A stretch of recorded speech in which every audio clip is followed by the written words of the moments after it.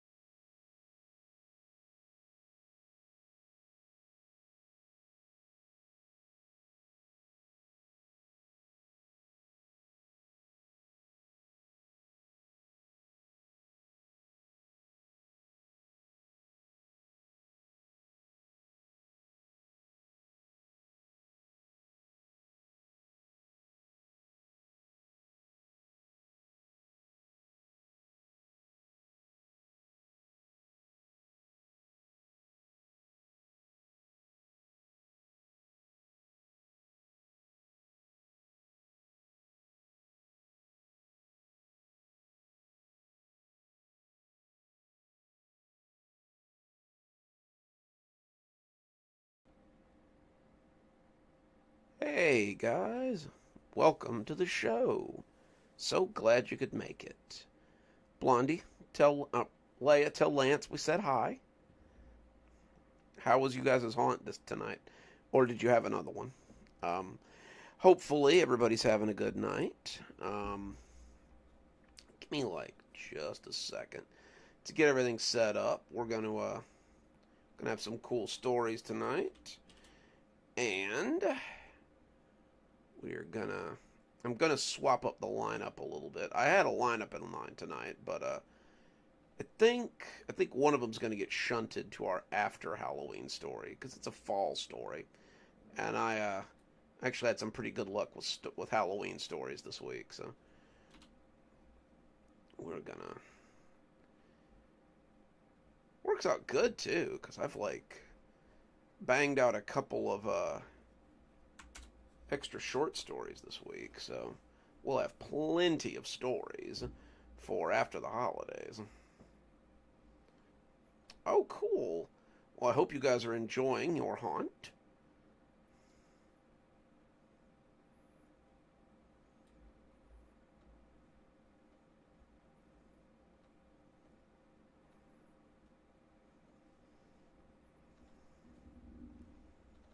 Let's see. Let me get a few things ready here.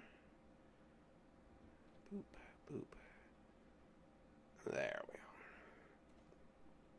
we are. Alrighty. So, let's see. Do we have any new business, I wonder? Well, it's the 11th, so you guys have still got about 4 more days to get your submissions in for the Halloween writing contest. Um, so far, we've had about two or three submissions.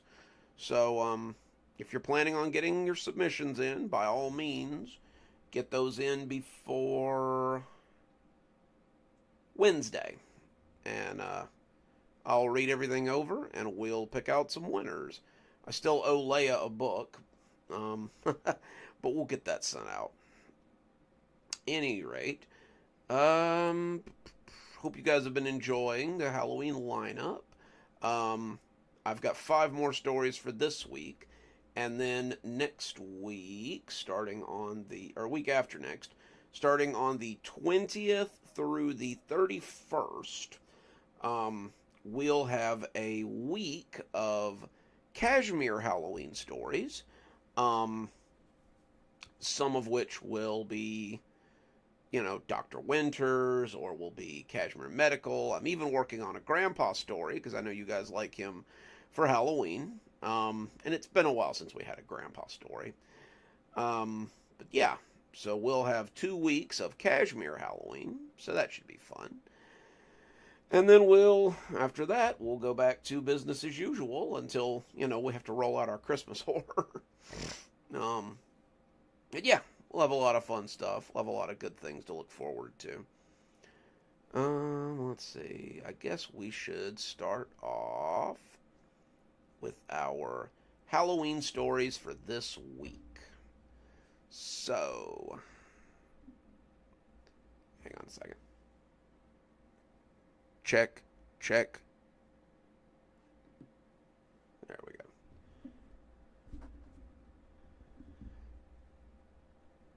Check. Gotta make sure I don't have any fuzz there. It's been a problem lately. I really need to get I guess it's time for me to break down and get a new mic. I don't know. I like my Yeti Blue. Maybe just a new cord. I don't know.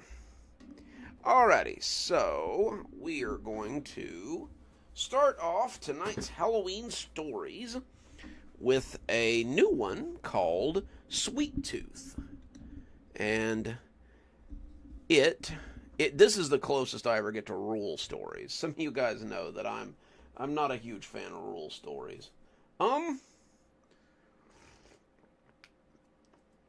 Before we get started tonight, I would like to get you guys' opinion on something. I've been thinking about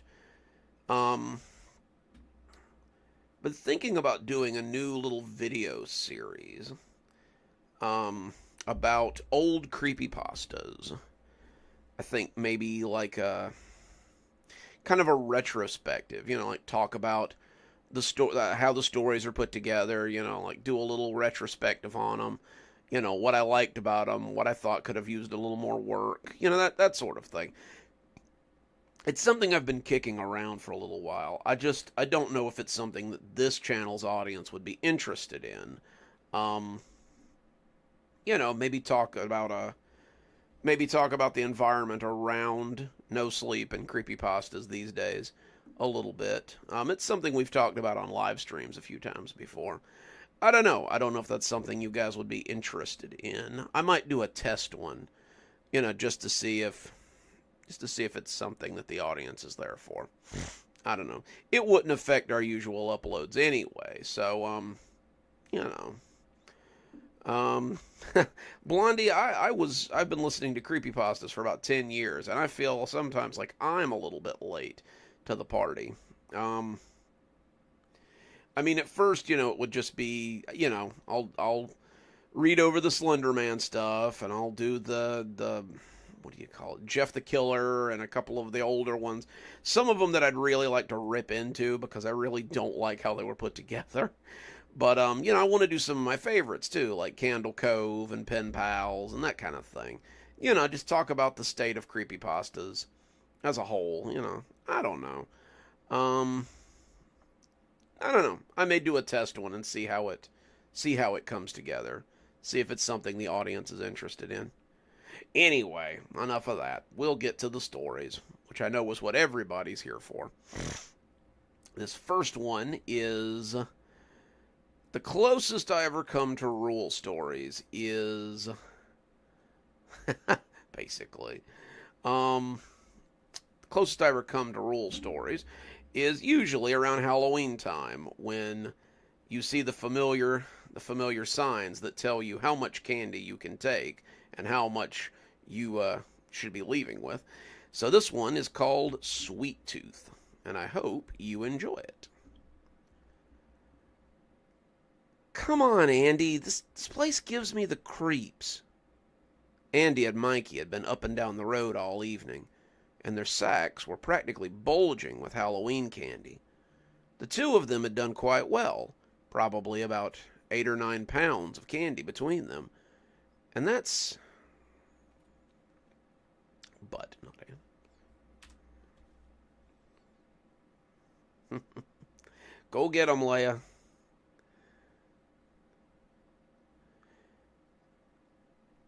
But that's the thing about kids on Halloween. They never seem to be able to do well enough. They wanted more, and they all knew that in this neighborhood, a neighborhood like Cerulean Pines, there would always be more. The families here were as nuclear as the atom bomb. They all had 2.5 kids, a pension, a dog, and apple pie on Sundays after church. They always put on for the kids, and there was always another house to scope some treats from. The house they stood outside of now, however, was probably not the place to try their luck. Most of the houses on the block were nice enough, little ticky-tacky homes with picket fences and well-maintained lawns. It was the perfect sort of neighborhood to raise a family and live comfortably, which meant that the widow Douglas's house stood out like a sore thumb. The fence was in need of painting, the shutters were in a sorry state, and the whole place had an aura about it that just screamed, "Don't come here." The porch light was on, however, and the boys knew that there would be candy here, if candy was what they had a mind for. "Scaredy cat, scaredy cat, what's the matter, Mikey? You afraid of the witch woman?" All the kids in the neighborhood were afraid of the widow Douglas, even Andy Marcus, despite his bluster.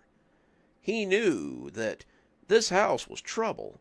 Her husband had died a long time ago, probably before either of them had been born, so she'd always been the widow Douglas to them. To the children of the town, however, she would always be the witch woman. No one could say how the rumor had started, but like most rumors, it had taken off like wildfire. The witch woman was responsible for all the woes of the town, and was the constant scapegoat of those in need of one. When a well went dry or a crop failed, when the rain didn't come, or a store you liked went under, even when you stubbed your toe or your dog got hit by a car, it was always the witch woman's fault. Some of it was just town gossip, but some of it might have been true. It really depended on who you asked and who you believed.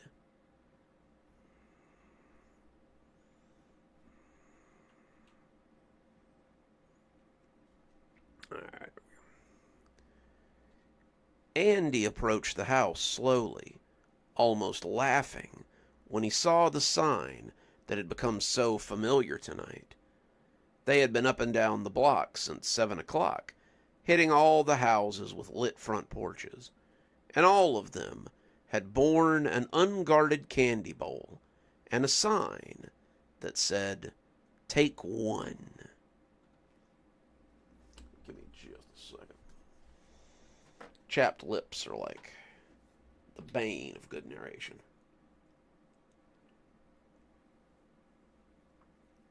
That we are. And when I narrate Sweet Tooth, I always like to use my Duke Cannon brand lip balm. Duke Cannon, send me some money. All right. That was fine, of course, for kids who played by the rules. But Andy was not a child to be told what to do by a paper sign. They had mercilessly looted the bowls, dumping over half into their sacks before they disappeared down the road in search of another house with candy they could burglarize. Mikey was clearly uncomfortable with what they were doing, but Andy knew he wasn't going to speak out against him. The dynamic had been established long ago, and if Andy said they were going to do it, then that was just how it was going to go. Excuse me. The exception to that seemed to be the witch woman, but Andy was more than capable of pulling off this job by himself. Welcome, Osiris. We're glad to see you, man.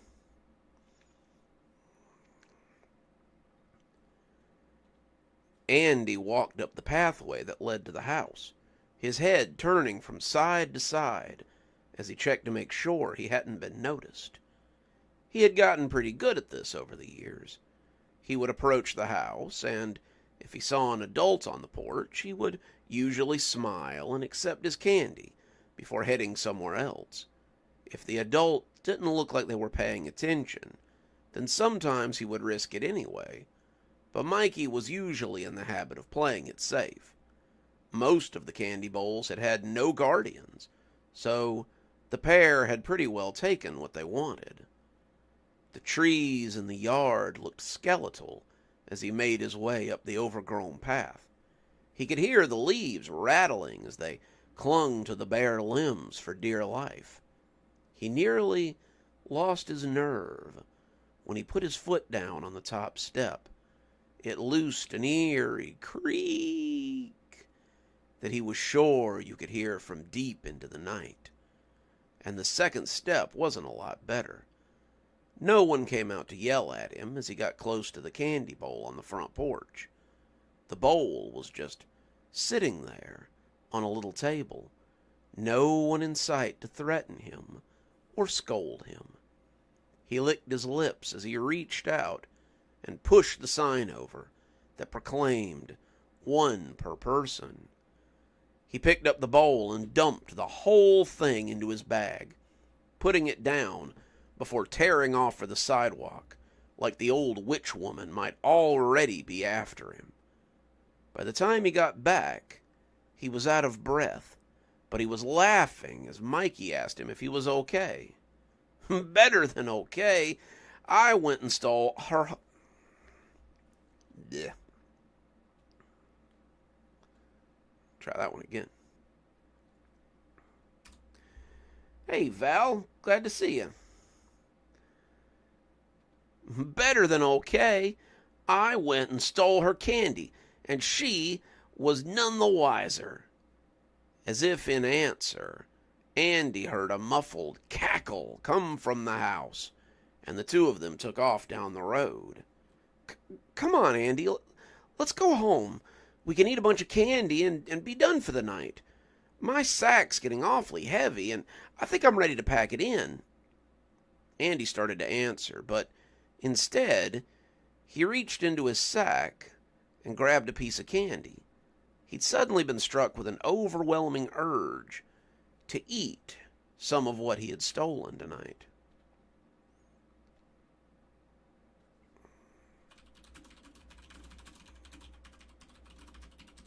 That's better. Less repetitive. He had eaten a little of the candy that they had taken that night. That was true, but this felt a little different. It was more than just a desire for sweets. It was something deep down that felt more like a need than anything. Andy opened the sack and reached inside again as they walked, selecting a piece. Another piece. I know.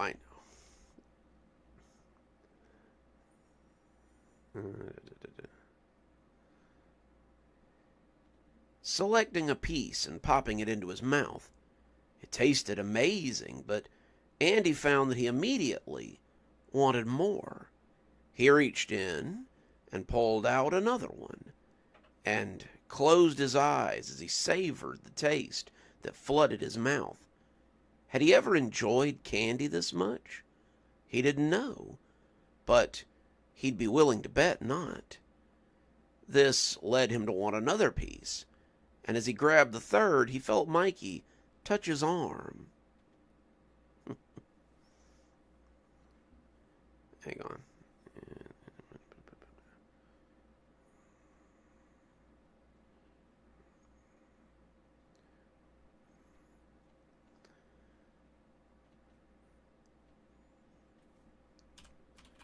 There we go. Andy, Andy, let's go home. You got what you were after, and we got more candy than we can eat in a year. Let's just get out of here. Andy tried to articulate through the mouthful of candy that he did not want to go home, but it was hard when you couldn't form coherent words around all the sweets you had. He just kept eating the candy, really packing it away, and as he sat on the sidewalk and ate, he could see other kids staring at him. Andy would have normally been self-conscious about this, but at the moment he didn't care. His need to eat and his need to eat candy seemed to be the only thing on his mind. Mikey was looking on in horror as he shoveled it in, really filling his mouth with his ill-gotten loot from the night's work. Andy started just putting them in, wrapper and all, not really caring if the paper got stuck in his throat or not. His sack was beginning to empty, but Andy's hunger was far from gone. Andy, come on, Andy, you're scaring me. Let's just go home. This isn't funny. But Andy wasn't listening. The only thing that Andy was interested in was stuffing his face with as much candy as he could manage. His stomach began to fill, but still, Andy ate. When he turned and threw up a stomach full of half-digested wrappers and sweets onto the sidewalk, the adults began to take notice. When Andy went right back to stuffing the wrapped candy into his mouth, both hands working furiously, some of them tried to stop him. As they tried to pull the boy away from the bag of candy, he pushed them off and grabbed candy from the others who were nearby. He was like a wild animal, eating and eating at the candy that sat on the concrete before him. And as people started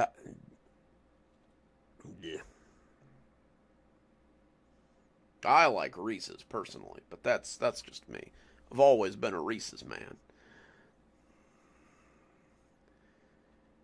And as people started dialing 911, he began to groan as his insides bulged with the amount of sweets going into him. When the men in the ambulance tried to pull him off the bag, he bit them and tried to escape. They restrained him, however, and took him to the hospital before he did himself real harm. The police came to investigate, fearing the old catechism about drugs or poison being in the treats. They talked to Mikey, but they got very little of use out of him. The kid was frantic, trying and saying, saying again and again how it had been the fault of the witch. He didn't start acting like this until he took her candy. He was fine as ever, but then he took her candy, and that was when he started acting weird. The witch? One of the officers said, sounding nervous. The witch, yes, the one over on South Street. Everyone knows about her.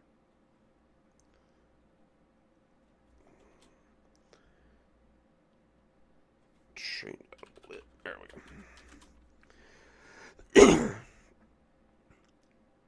The cops looked at each other, not really sure how to tell the boy that there was no way they were going to the widow Douglas's house. They had grown up in the small town as well, and they remembered not to cross the hunched old crone. They asked a few more questions, but when they flipped their notebooks closed, it was pretty clear what they intended to do.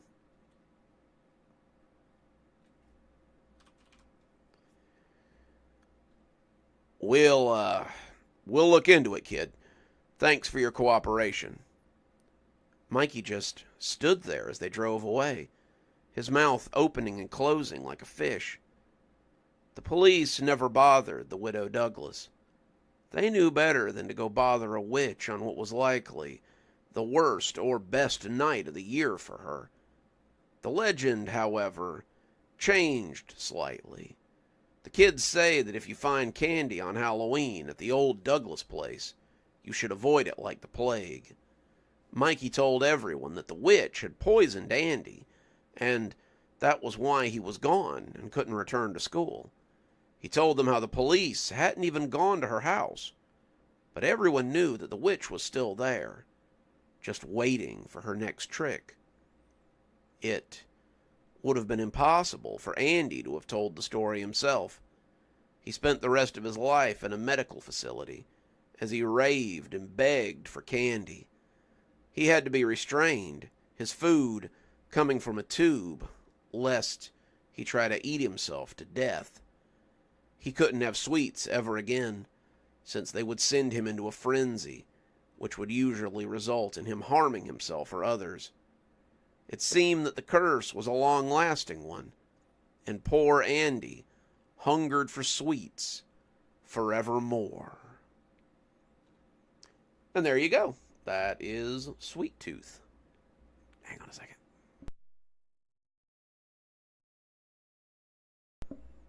All right, there. Let's make sure they came back on. Yep.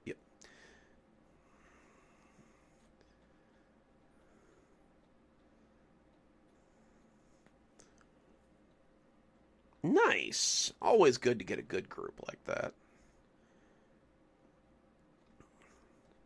I've had to start making myself edit these before I move on to the next one, because I had fudged a few of them last week and had to go back and redo them. Did not come out well. Not as great as I'd hoped.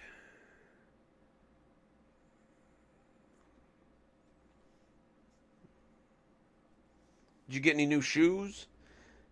You know, since they seem to leave them behind there. Alrighty, let me go through my little process here, and then we will move on to the next story. Alright. And done. Okay.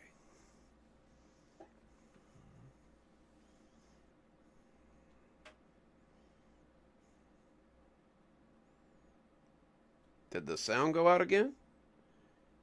No, sound should be back on. Everybody can hear me, right? We're good on sound, yes? Yes, good on sound?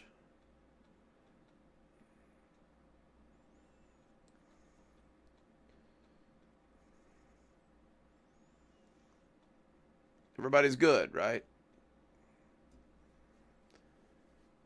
Yeah, I'm not sure, Carol. That's weird. I had muted it for a minute, but it should have come back on by now. All right. This next one is one I came up with while I was on my day job. Well, my night job, I suppose. It's about food delivery during Halloween. It's called Your Driver is Coming, so I hope you guys enjoy it.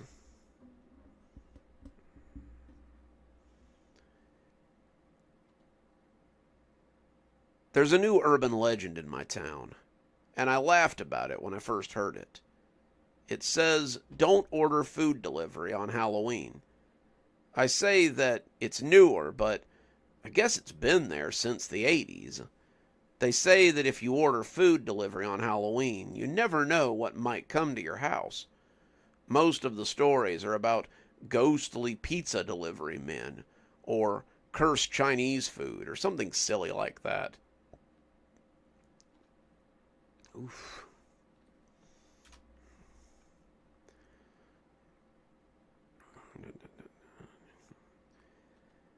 I haven't lived here very long, but it just sounded so ridiculous that I was sure no one really believed in it. After what I saw, there's definitely something to it.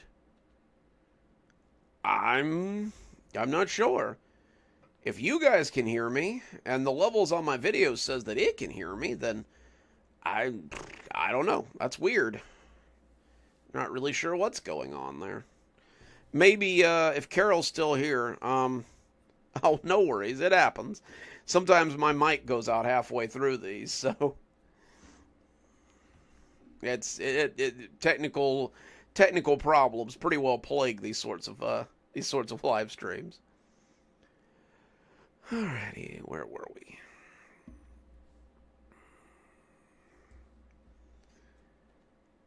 I was on the phone with my friend Rachel, and we were getting ready to watch some scary movies and peg out on snacks. I had just told her that I'd see her in about 10 minutes when I remembered that I hadn't gone out to get the food that I'd planned to serve at our little get-together. The thought of going out to get it had me scrunching up my nose at the idea of dodging trick-or-treaters and tired adults who were just trying to get home. I didn't want to leave the house right now, and I decided that it might be better to order something from DoorDash instead. There was a new place in town that I wanted to try. I won't name it here, but we'll call it Daryl Waters, and they were supposed to have some really good seafood. I figured I could splurge a little on one of their shrimp boats, and that would be more than enough to feed me and Rachel through our little movie marathon. I ordered it up and said that... Excuse me.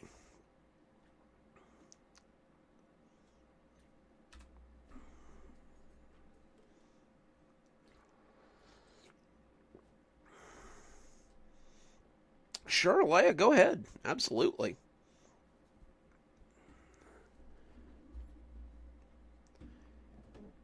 I'll, let me know when, and I'll totally click on the permission granted button there.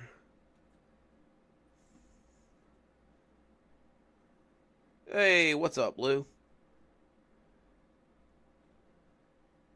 Not seeing it.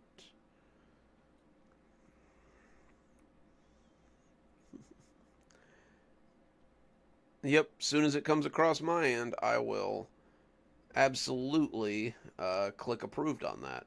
Totes. Anyway, where were we?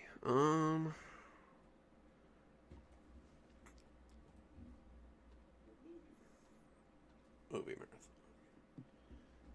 Ooh, I want to hear that one. That one sounds cool.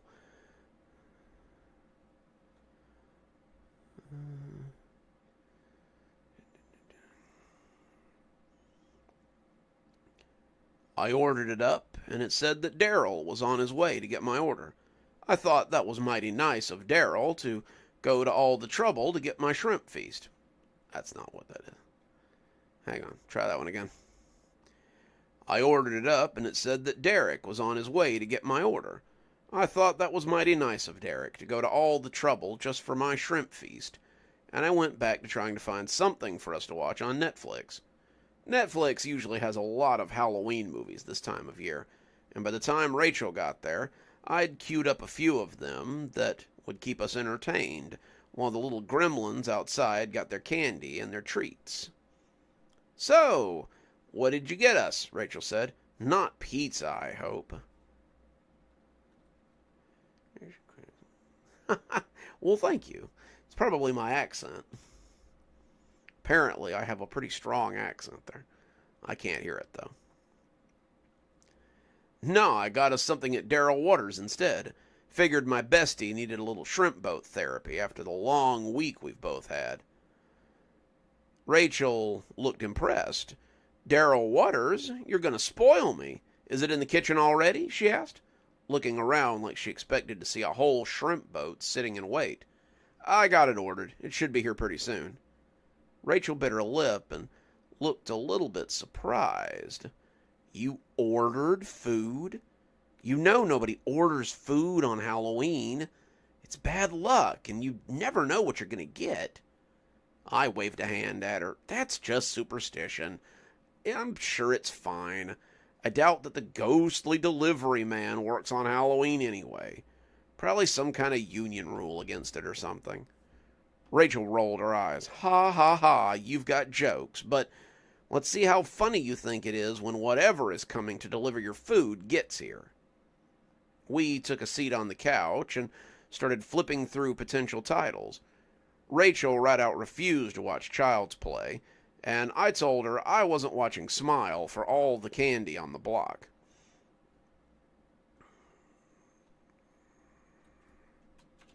There we go. Apparently. That's what I'm being told, is that North Florida has a definite accent. We do, Carol. We have a lot of fun on Discord, and it's really cool for keeping up with stuff. Candy on the block, yeah. We finally settled on Scream, and as the movie started, I heard a blip come up on my phone.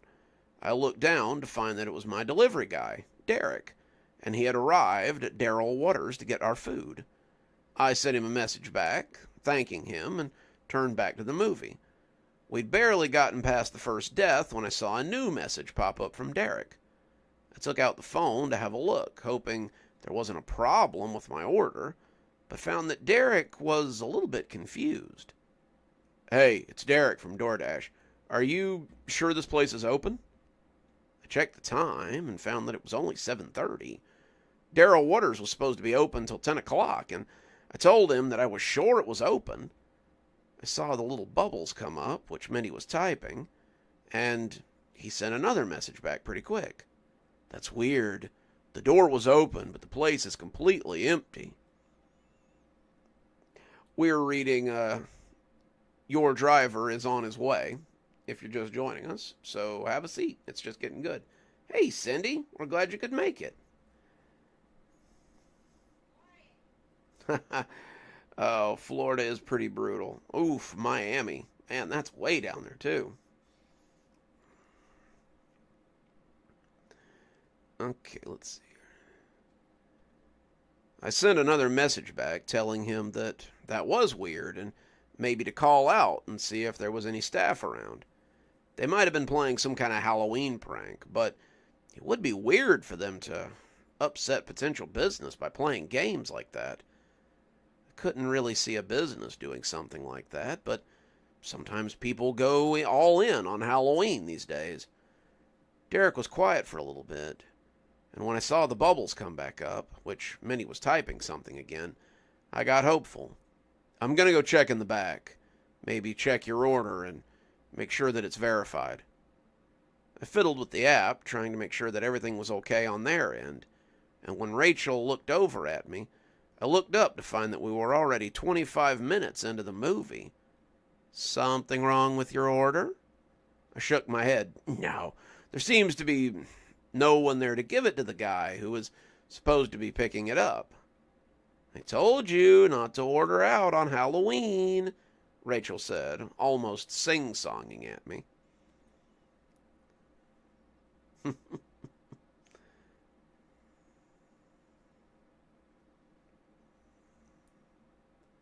Uh-oh.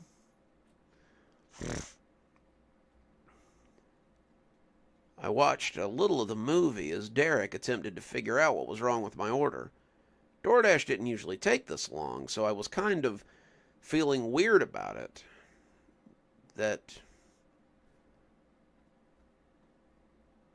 Lost my train of thought there.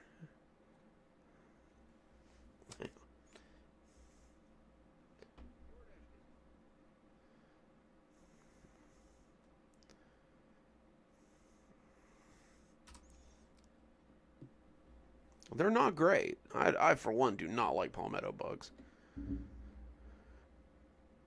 DoorDash didn't usually take this long, so it was kind of weird that they were just all of a sudden dragging their feet like this. They were usually pretty reliable, and the place I had ordered from had kind of a reputation for excellence, at least for a restaurant that had barely been open 3 months. Seafood places around here were pretty common, but this place had really made a name for itself, and I couldn't see them pulling weird pranks and making people mad. Derek was quiet for a little bit, clearly trying to figure out what was going on. And when I saw the bubbles appear again, I breathed a sigh of relief. "Hey, it's your DoorDasher again. I'm not really sure what's going on here, but it's definitely a little odd." "What do you mean?" I typed back. "Well, the store is completely empty. There's no customers, no staff, there's nothing. The music is still playing like it's dinner rush, but there's no one to be seen at all. It's the strangest thing I've ever seen." I thought about it for a minute, trying to figure out what I could do. "What do we do in this situation?" I finally asked. There was silence on his end for about 5 minutes, and when the bubbles appeared again, I thought for sure that he had left and just forgotten to tell me. "I can hear something in the back." That made me feel cold. What was he hearing? This was like a real-life horror story, and it was a little much for a food delivery. I didn't answer right away. Not really sure if he wanted me to answer. But eventually I asked what he heard. "It's someone talking. I can hear someone talking very low in the back room." I could just picture him walking closer to the back door, his DoorDash bag under his arm and his eyes locked in place. The image was honestly scarier than the movie I was trying to concentrate on. I could hear Derek's heavy breathing as he crept towards the door to the kitchen. I could feel the clamminess of his hand as he wrapped it around the knob, gripping his red bag. And I could imagine how those hands would shake as they turned the doorknob. He would shove it open, only to find... what? What could he find in there? The dots appeared again. My curiosity was rewarded with very little. Nothing. There's no one in the kitchen either. I don't know what sort of games these guys are playing, but I don't like it at all. The kitchen's empty too? I felt foolish after I typed it. Clearly it was, but Derek was nice enough not to make mention. "Yeah, it's not even like it's been left a mess either. Someone's cleaned it, and everything is exactly where it should be. It's as if they prepped for the next day, and but they should still be open for another few hours." I started to tell him to get out of there, but something wanted me to see how far this went. Some part of me wanted to know what was going on, and another part of me wanted to drive down there and see exactly what was happening. I've always been a little too curious for my own good, and hearing Derek wander through a horror movie in the making was really catching my interest. More dots appeared, the silence between the dots growing longer each time. "I can hear something else." "What is it?" I typed in before I could stop myself. "It's my name. Someone's whispering my name from a room towards the back of the kitchen." "Get out of there," I typed out before I could think better of it. Just cancel my order and get out of there. I don't need food that badly, and it seems like something really weird is going on." More silence. More dots. And after about 10 minutes, Derek finally came back with the last thing I had expected to hear. "It sounds like my mom." "Your mom?" "Yeah, but it can't be her. My mom died 2 years ago. It sounds like she's calling my name from the back room. I can't stop myself from going to have a look." I was halfway through typing out a message when Rachel made a comment from the couch that made me jump. I'd almost forgotten she was there. I was so wrapped up in what was going on with Derek that I had overlooked the fact that she was here to watch a movie with me on Halloween. "If you called me over here so you could play on your phone, then I can go home and watch the rest of the movie there." I tried to shake off my trepidation over Derek and the whispers from the back room, and decided that it might be time to bring Rachel into what was happening. It was bound to be more entertaining than the movie, and seemed like a real Halloween thriller. "Sorry, something's going on with our food order. The guy says he's at the restaurant and there's no one there. The place is completely empty and he can't find anybody to get food from." Rachel shrugged. "That place is supposed to be open for at least another 2 or 3 hours. I can't see them shutting down early just because it's Halloween. I also can't see them leaving the door open when they know that kids are going to be out causing trouble."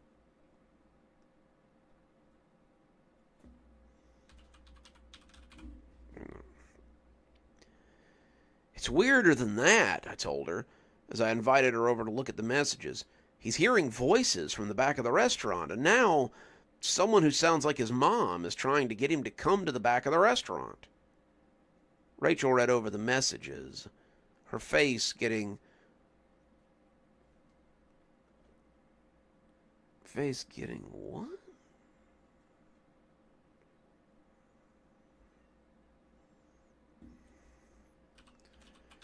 I'm going to go with that. I don't know what they were trying to do there.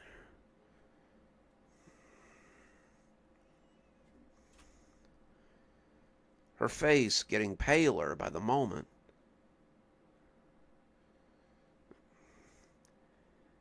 I told you it was a bad idea to order food on Halloween. Everybody knows that weird stuff happens when you get deliveries on All Hallows. More dots appeared as she read over the message, and we both jumped because it was the first time that he had said anything in nearly 10 minutes. The dots went back and forth, and I began to wonder if he was ever going to finish. I'm right up against the door now. I can hear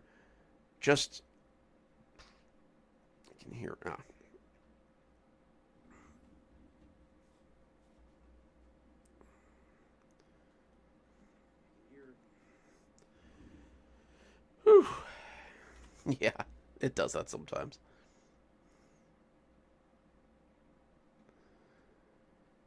I can hear her just on the other side.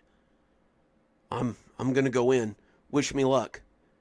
I typed out a new message telling him to just leave, to run, to not go into that room, but when I hit send, the message refused to go through. I got the same little icon you get when you don't have any service, and I typed out another message and sent it again, but I got the same results. I got the same results when I did it 3 more times, too. Wherever Derek had gone, it was beyond reach. I need to know. Rachel tried to talk me out of it, but I decided to get in my car and drive down to Daryl Waters and see if I could help him. She reminded me that going out to help him would probably get me stuck in the same situation, but I couldn't just let him die because I wanted some really good seafood. She suggested we call the police, but I reminded her that it was Halloween and that no one at the precinct was going to take me seriously.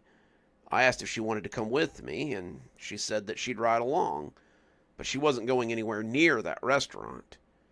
At least I'll be there to tell people what happened to you when you go missing, she said more than a little snidely. We drove down to Daryl Waters, and imagine my surprise when not only was the place open, but it was packed. The dining room was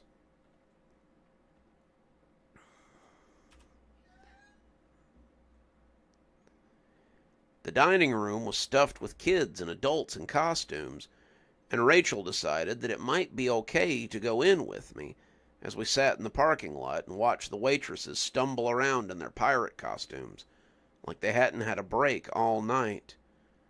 I asked the woman behind the counter about my DoorDash order, and she nodded as she pointed to the bag that was sitting at the end of the bar. Some guy named Derek was supposed to come pick it up, but it's been sitting there for a good 20 or 30 minutes. I don't know if he had an emergency or something, but he never showed up to get it.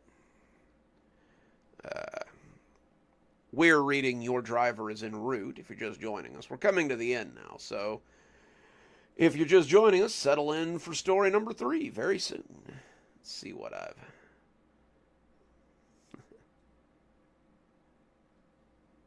Hey, El DeGusto, glad you make it.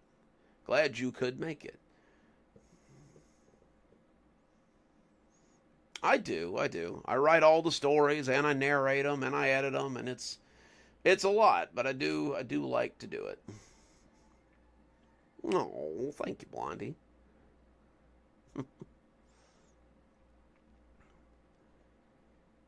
We were leaving when I got the notification, and it sent chills down my spine.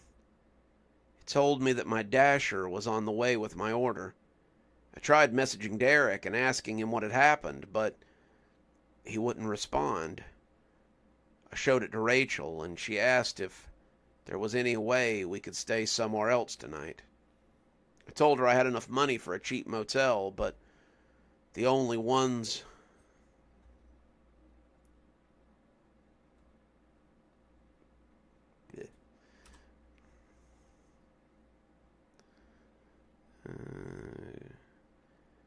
but only the ones on the far end of town.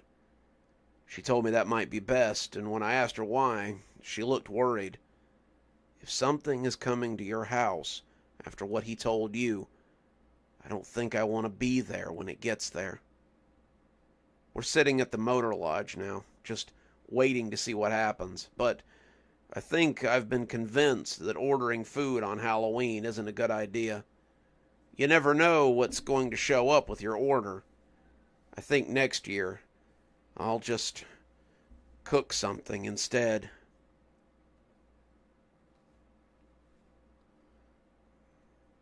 And there you go.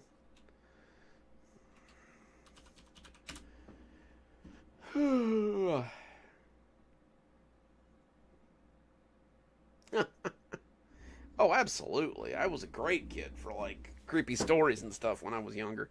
That was my jam. It's surprising that it took me this long to get into mainstream horror. I started out in the fantasy racket. Can't recommend it. Those guys are brutal. Let me... just a second.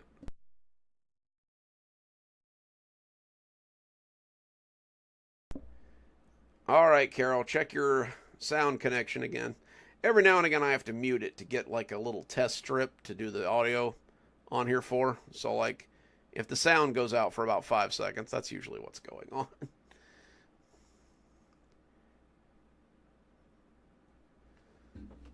Oh. Excuse me. Goodness.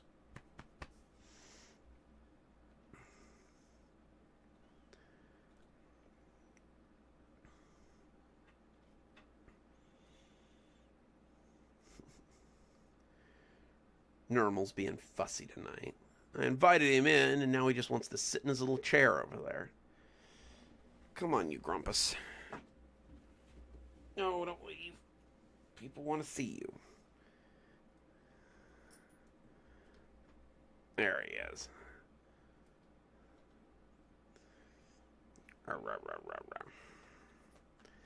I told him he had to come in for the live. He's everybody's favorite character. He's being a grump tonight, though. There we go.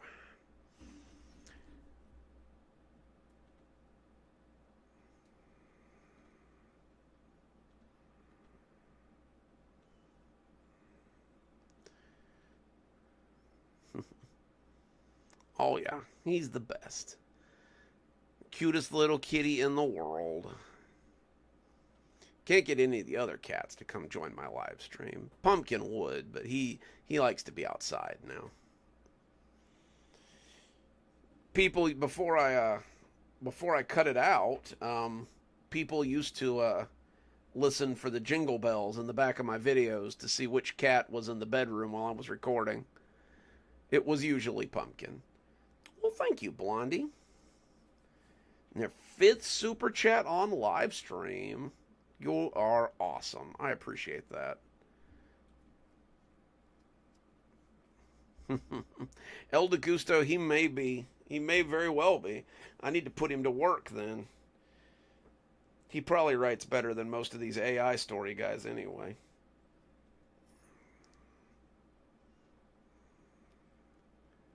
Okay, let's see. Story number 3.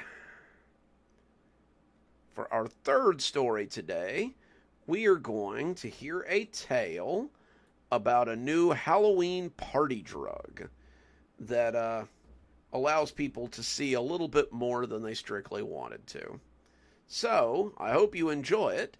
This one is called Ghost Faced.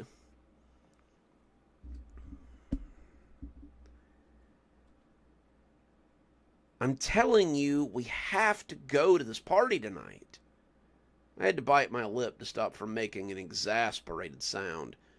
Jessica had been on and on about parties for the last 3 weeks, It wasn't like she wanted to go to be seen there.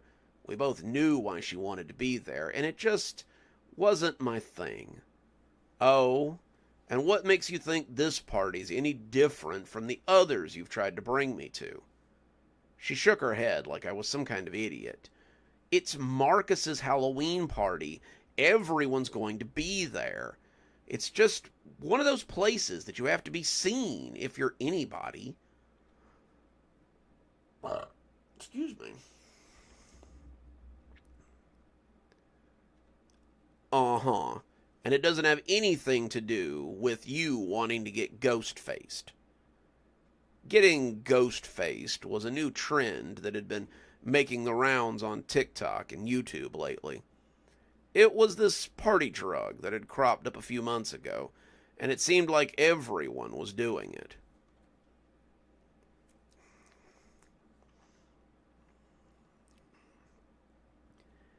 I didn't believe a word of it, but it was supposed to let you see ghosts and communicate with spirits. More than likely, you just got super messed up and you thought you were seeing things that weren't there. Whatever the case, it seemed like everyone and their brother was using it right now, and Jessica wanted to get in on the trend. She didn't want to go alone, though, so she tripped. Yeah.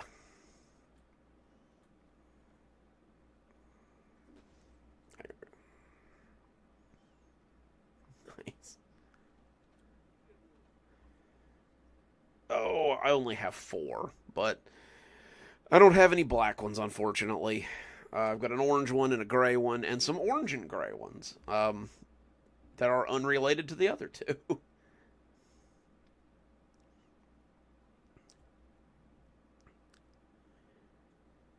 She didn't want to go alone, though, so she kept trying to talk me into going with her, something I did not want to do. What? No! I just want to take my bestie to a cool party. Is that a crime or something? I ignored her as I kept working, not wanting to get dragged into this kind of thing again. Well, you'll have to go by yourself then. I'm not winding up on another compilation reel with a title like White Girl Getting Stoned and Throwing Up. She looked at me, looking like she was going to pout for a moment. But when she smiled mischievously, I knew she had another gamble in mind. Marcus's brother is going to be there, she said in a sing-song voice. That got my attention. She knew how I felt about Will. We had... He had...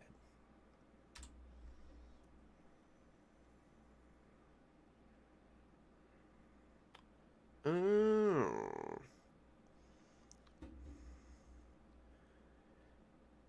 He had just gotten done with his first year of college, and I hadn't seen him in a couple of months. It was a puppy love kind of crush.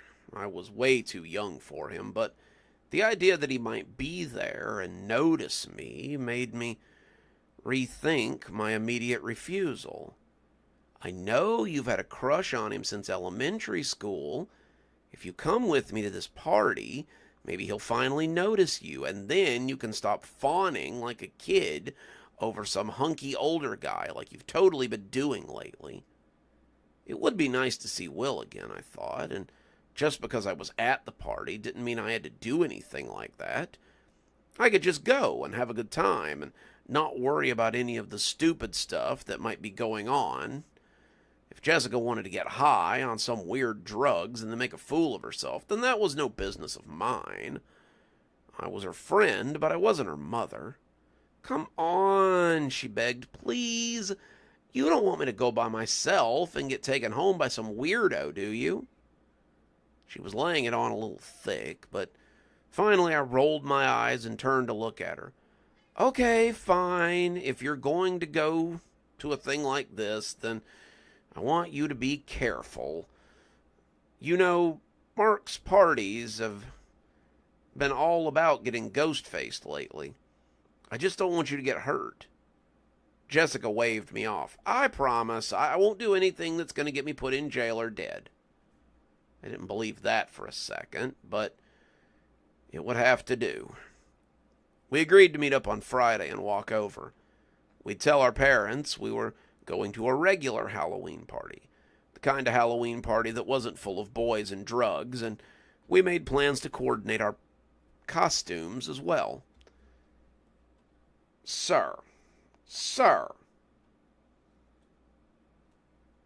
while I'm recording, my goodness.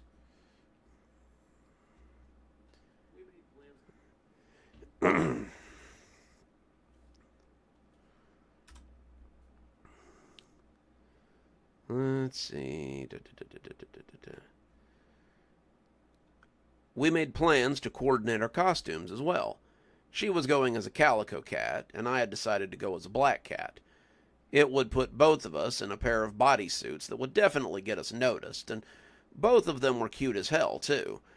I'd make sure that she got home safe and sound and wouldn't get in any trouble from her parents. Hopefully, we'd have a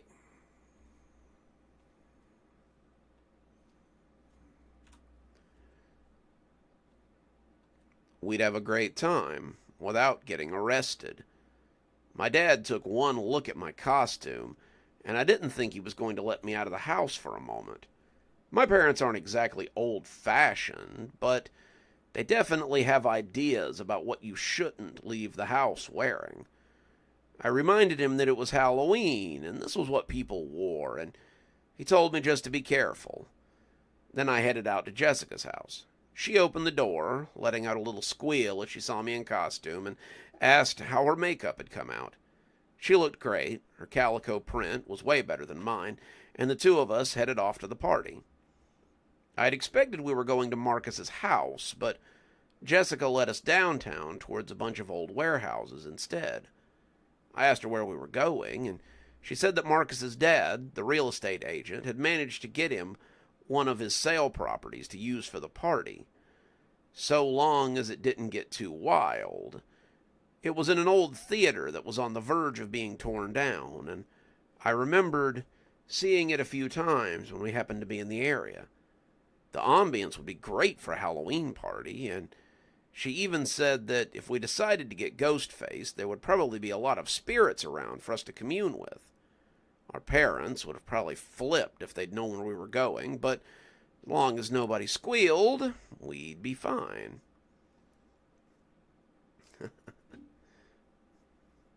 We're reading Ghostfaced if you're just joining us, so it's just about to get good. Pull up a chair. The place was packed. Most of our class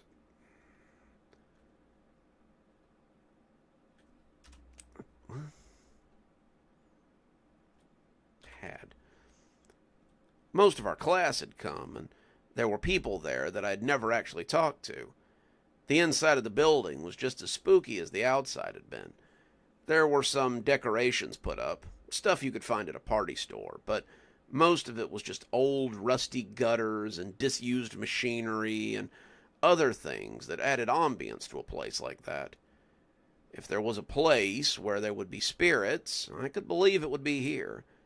There was the usual refreshment table full of any kind of alcohol you could want, at least any kind of alcohol you could hook from your parents' liquor cabinet, and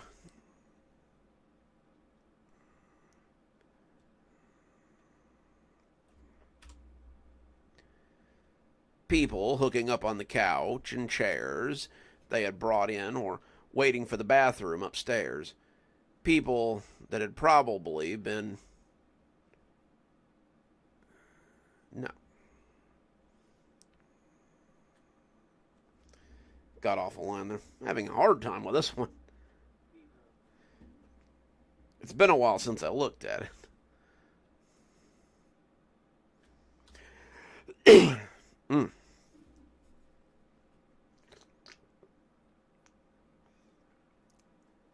Hey, Nancy. Good to see you.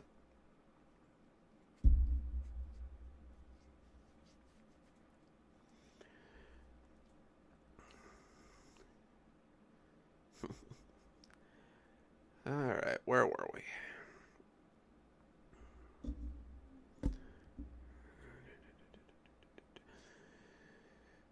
food that had probably already been picked over by people that had been there for hours, and a little group hovering around the door to the back room, which I assumed was where they were getting ghost-faced.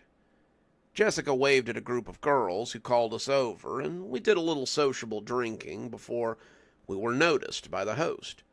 Marcus called out to Jessica, and she looked up and smiled as she waved him over.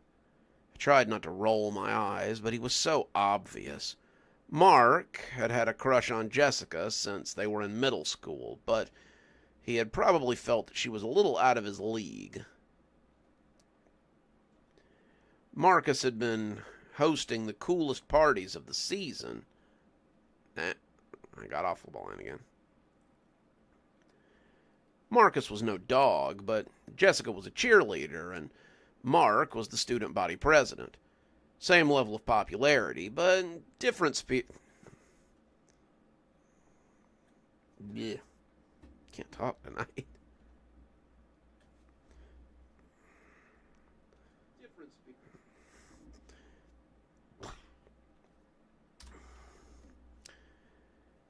Different spheres of influence. They just ran in different social circles, but lately, Mark had been hosting the coolest parties of the season. It had been a big boost to his popularity, and afterwards, Jessica might find her sure. God, if I could read.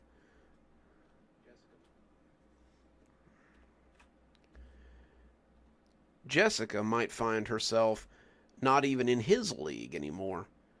He came over, offering us drinks, and I was glad to see that he had Will in tow. I blushed a little, as I hadn't seen Will since he left for college, and here he was, looking just as cute as I remembered him. He was casually... Bleh. We had casually flirted a few times, but the idea that he could actually be into me was laughable. I was just one of his brother's acquaintances, and when he smiled at me, I thought maybe he actually felt something.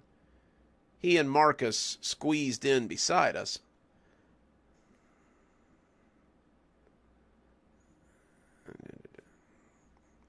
Why do people always try to call during the live stream? Alright, where were we? Hang on.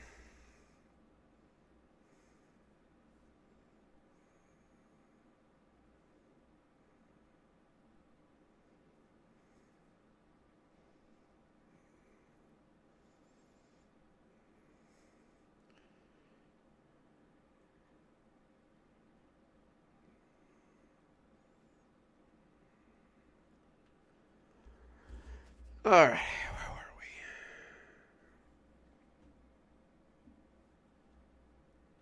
He and Marcus squeezed. Okay.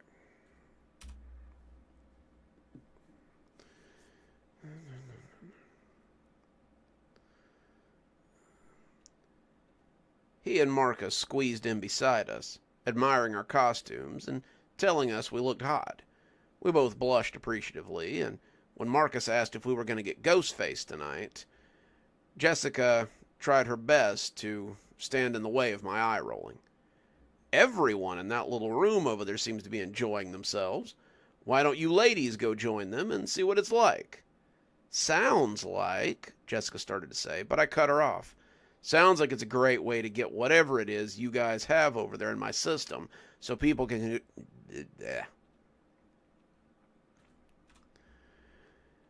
So people can do God knows what to me. This whole ghost-facing thing sounds like a great excuse for people to get handsy. Mark rolled his eyes. Jessica, why'd you bring a wet blanket like her to this party? If you knew she was going to ruin it, then I don't see what the point of bringing her was. Chill, little brother, Will said, winking at me. Jessica's cool. That made me blush a little. Oh, wait, that's the wrong name.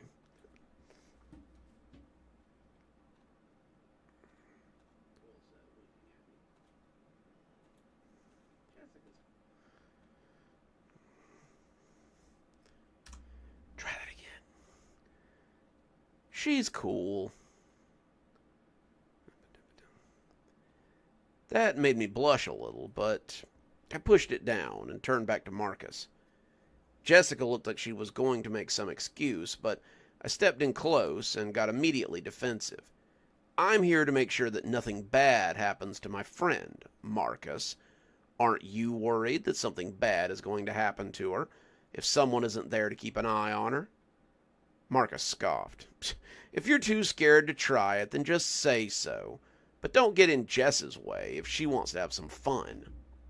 People were starting to talk behind their hands now, and I'll be the first one to admit that I felt a little bit aware of the fact that a lot of them were looking at me. I may talk a big game, but I'm still susceptible to peer pressure like anyone else. I kind of wanted Mark to shut up, and I kind of wanted him to shut up bad enough to try to shut him up myself. The only thing I'm scared of is getting groped by you while I'm having some kind of fit. However, if Will agrees to look after me, then I guess I could try it. It was a dumb move, but I really didn't want to look like a baby in front of Will. Before you judge me too harshly, I was a teenager. Teenagers don't make the best decisions.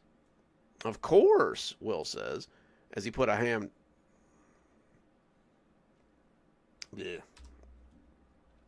As he put an arm around me. I'll be glad to keep an eye on you and make sure you don't get too out of your head. I felt my cheeks heat up as his hand went around my shoulder, and that seemed to be all the prompting that Mark needed. All right then, let's do it. He led us into the little room, and when I saw what they were doing, I started having second thoughts. Whatever they were using to induce this state of mind was being pumped into what looked like a gas mask from World War II. The tubes were going into it. The tubes going into it. The tubes going into it looked pretty bad, and the tank looked industrial rather than medical. Worst of all was the way the people using it looked behind the glass nodules. They all looked out of the world. Looked out at the world.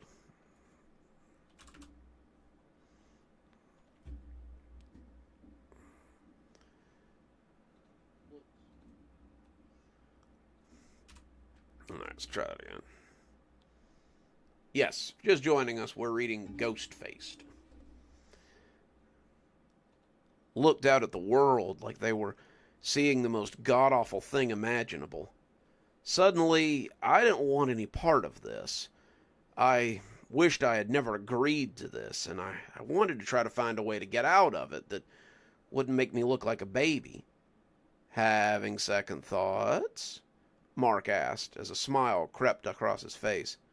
I shook my head, not trusting myself to talk, and as I went to speak...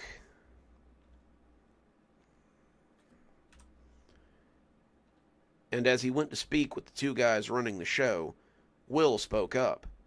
You don't have to do this if you don't want to. I don't really get the point of all this anyway. I started to tell him I hadn't wanted to do it anyway, but I realized I was going to have to unless I wanted the whole school to think I was a coward. By now, most of the people who had seen me talking to Marcus had come into the little room to see what I would do. And I'd be damned if I'd let them see me walk out of here with nothing to show for it but a bunch of rumors. Mark called me over, and I was introduced to Dwayne and Reggie. Dwayne looked like he might be some kind of surgical tech. The scrubs were certainly believable enough. But Daryl looked like he might be a different sort of pharmaceutical rep. Both of them looked like they might not be on the best terms with hygiene. And I didn't want to stand too close to Darren, as his dreads looked a little bit crawly. Okay, Dwayne said, as he led me over to the chair. Listen closely, because it might save your life. When you put the mask on, hold your breath for a count of 5. Once you see the orange smoke, inhale 1 big lungful, then hold your breath for another 5 seconds. Once you see the green smoke, take another deep breath. Then it should start to work. What? If I get the mixture wrong, will I see aliens instead of ghosts? I asked snarkily, as they put me in the chair. That was when I realized the chair had straps on it, and they were securing my hands to the armrest before I was ready. No, but if you get too much of the trilamine, then it could send you to the hospital. I wanted to ask him exactly what that was, but the mask was going over my face, and everyone outside was looking like people seen out of a fishbowl. The eyepieces of the mask were sweaty, unsurprisingly, after so many faces had been in it, and it felt like I sat there for hours as I tried to remember what color smoke I was going to get first. Suddenly, I saw green smoke coming in through the tubes, and I remembered I was supposed to take a deep breath. I held it, waited for the orange smoke, and when it came, I took another deep breath. The effects were instantaneous, and I became very aware of why the people in the chair and on the TikTok videos looked so upset. Excuse me. Ugh.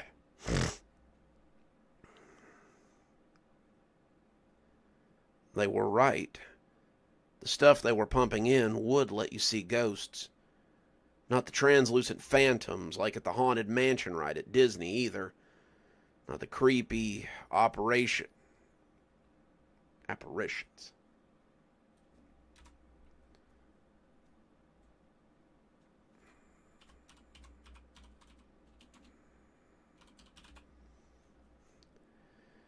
Not the creepy apparitions you see in the movies like The Sixth Sense or The Shining either. It wasn't even like real people. Real people acknowledge you. They seem to know that you're there. What I saw was the ghosts of the building itself, and there was a lot of ghosts to be seen in this particular place. I saw how this place was abandoned in the 90s and how several homeless people had died here from drug overdose or simply because someone wanted something they had. I saw how it had been a steel mill in the 50s and how several men had been killed by a downpour of molten metal. I saw how it was a textile mill before that and watched as people had their arms pulled off or were drawn into the machinery they were using for manufacturing. I saw how people had once used this as a temporary court of law, and how they hung people from... How they hung some of the people, right? Oh, okay.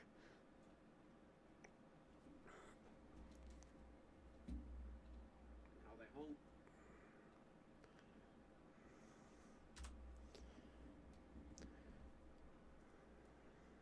Oh, sorry, Leia.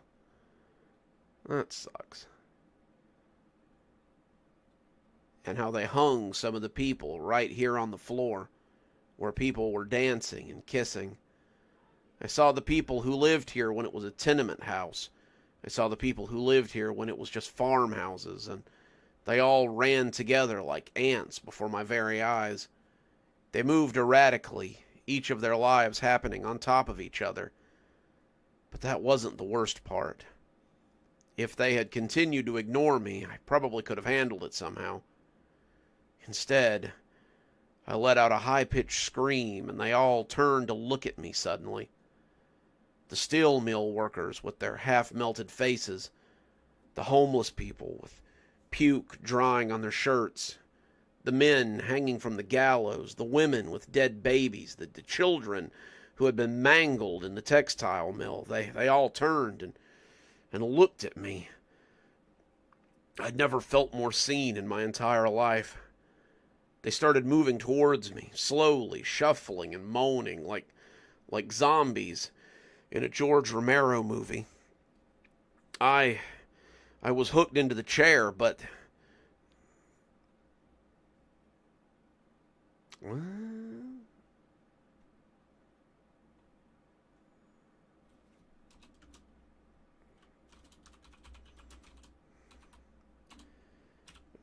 I don't know what that was. Word soup.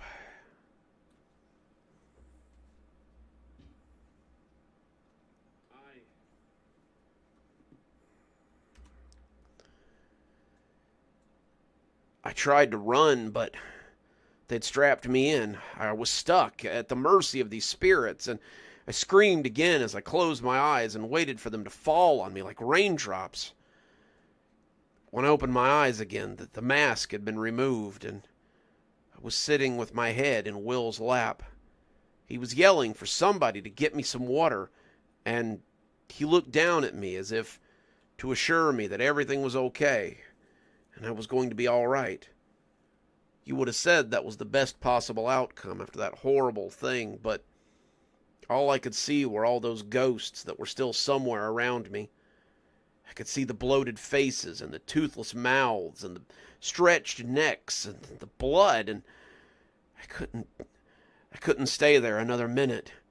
I got up and ran. I ran despite Will yelling for me, and despite Jessica asking what was wrong, and despite Marcus laughing that I was a big baby. I ran and ran and ran, and I didn't stop running until I was on my front porch and felt momentarily safe. Then I thought about it and realized there could be ghosts around me right now, and I'd never know. I'm sitting in a car park right now, writing this whole thing while I try to figure out what to do. The car park's brand new. They just built it a month ago, and I haven't heard anything worse than someone not paying for their parking stall so far here. I don't know how I can live with the knowledge that there are spirits existing all around me all the time. I don't know what I'm going to do. But before you jump to conclusions, I'm not going to hurt myself. Joining their ghostly choir is not something that I want to experience. I don't want to be the ghost looking back at the next person the next time they get ghost-faced. And there we go. That's Ghost-Faced. Give me just a second and we'll start the fourth story.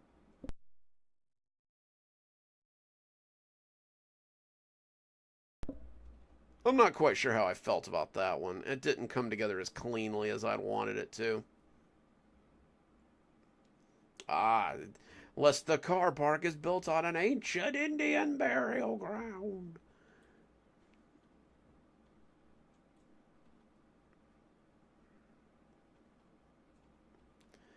I don't know. It wasn't as clean as I had really wanted it to come out. Like, I don't know. It was very chaotic. But, I don't know. Good story, I guess. I don't know. Ugh. You guys are going to have to bear with me for these next two. I have not vetted them yet. My carpal tunnel's been real bad lately. So I've been using the text-to-speech thing a lot, where I'll do something else while I, like, dictate a story into my phone. And I did that for 2 new stories today. But I didn't have time to vet them. And I wish I had, because, like, I really needed to get in there and fix them up a little bit. So we are going to move on to story number 4. Thanks, El Gusto. I don't know. I like the premise out of the Dresden Files for, like, the 3-eye drug that lets you see ghosts. Definitely a little rough, yeah. So, like, I think maybe that's what I was going for. There was a lot of build up to, like, you know, just not a lot of scare. But I think it came out alright. It just, I don't know. I wasn't that impressed with it. You know, I have to write so many stories. I guess some of them are bound to be flops. Some of them don't come together quite as well as I would hope. Alrighty. So, this next story is called... What did we call this one? Tin Can Tommy. And it is about another vengeful spirit and a local legend. Getting a lot of local legends lately. I kind of like it. I've been in a big, like, storytellers telling stories kind of thing. Yeah, no doubt, Blondie. The rest was just teenage drama, which I guess is a horror story in of itself. Anyway, so this is called Tin Can Tommy, and I hope you guys enjoy it. We were sitting around in my old tree house, this ragged edifice of my early childhood, and picking over the candy that we had gotten this year, when we heard the familiar sound. Everyone in town knew the sound. It had something to do with the old recycling center, or it had something to do with the old wastewater plant, or it was animals in the dump, but whatever it was, you could hear it circling the town like a predator on quiet nights.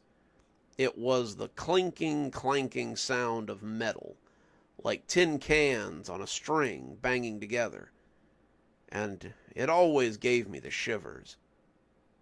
"What's that sound?" asked Jeremiah.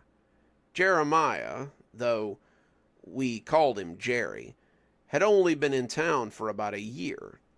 He didn't know about the old town legends or the stories that we'd all grown up with.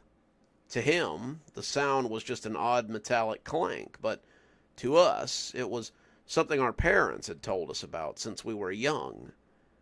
"Don't you know?" Cameron asked, as he tossed aside a Werther's Original and grabbed up a bite-sized Kit Kat.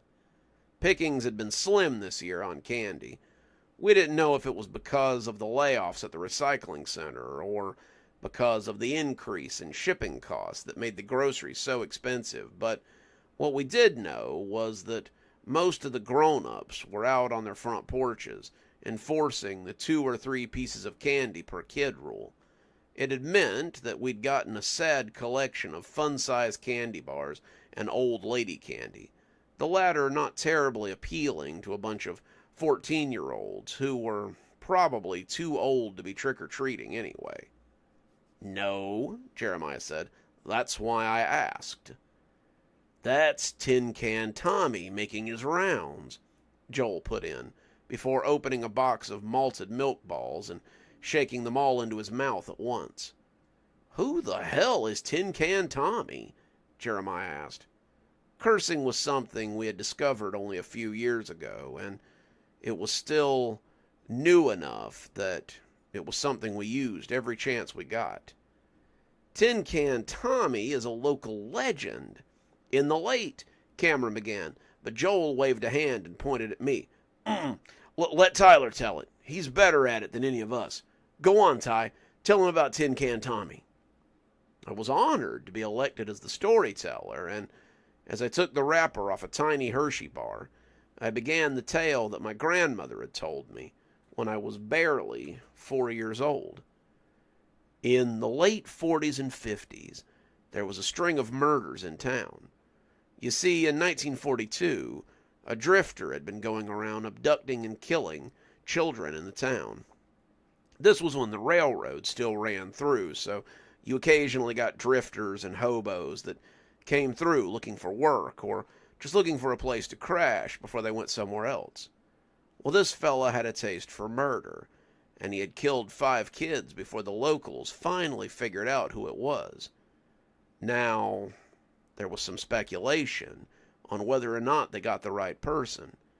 Some people said that Tommy was innocent and that they just decided to accuse him because he was a homeless guy.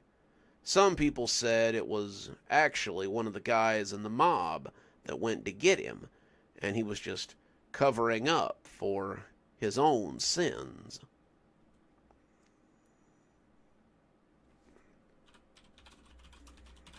There we go. If I could spell. There we go.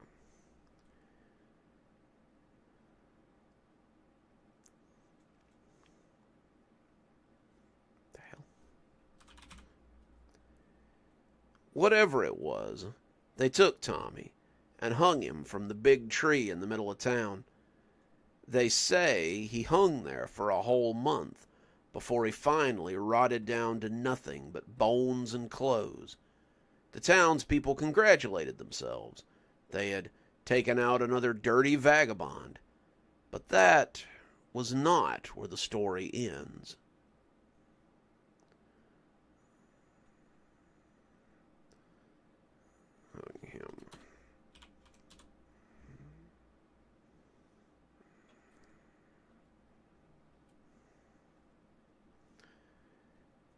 All three of them leaned in close, even though Cameron and Joel had heard the story before. It was one of those stories that everybody heard, but nobody complained when it was retold. It's the kind of story that, even though you know it can't be real, you can imagine that it actually happened. Everybody has a relative who claims they were there. Everybody has a grandpa or a great uncle who claims that they were in the lynch mob that went after the homeless guy. Everybody has a cousin or a relation who was on the police force back then, who went and shook their heads at the poor old tramp and said that that sure was terrible. It was the kind of story that you could easily believe was true, even if you didn't really believe it right on top. For the next 3 years, kids started going missing. 2 or 3 a year would just vanish, and only the children knew what was really going on.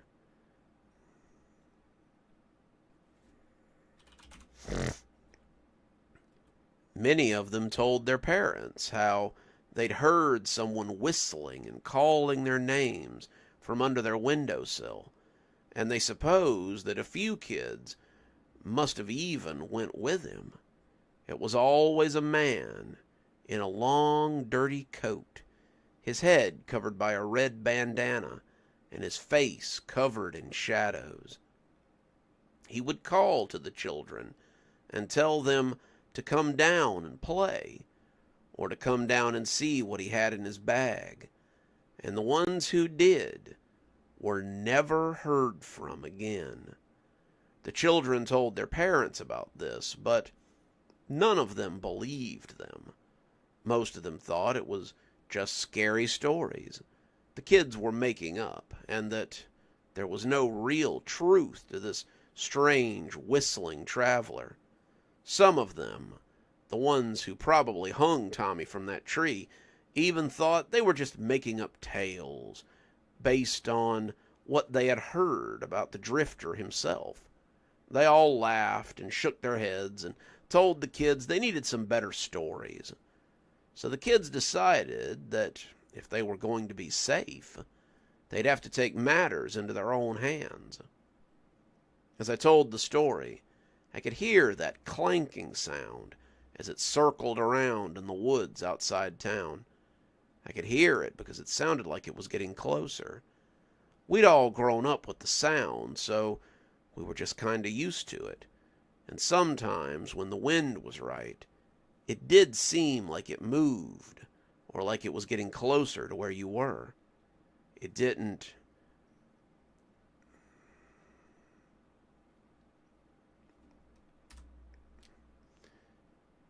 matter how close it got, because it wasn't like anything ever came of it.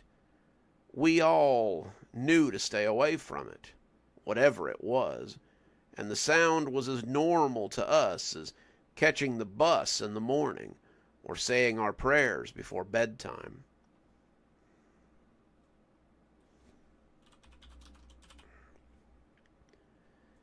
So, the children got together. Not all of them, but enough of them to make a difference.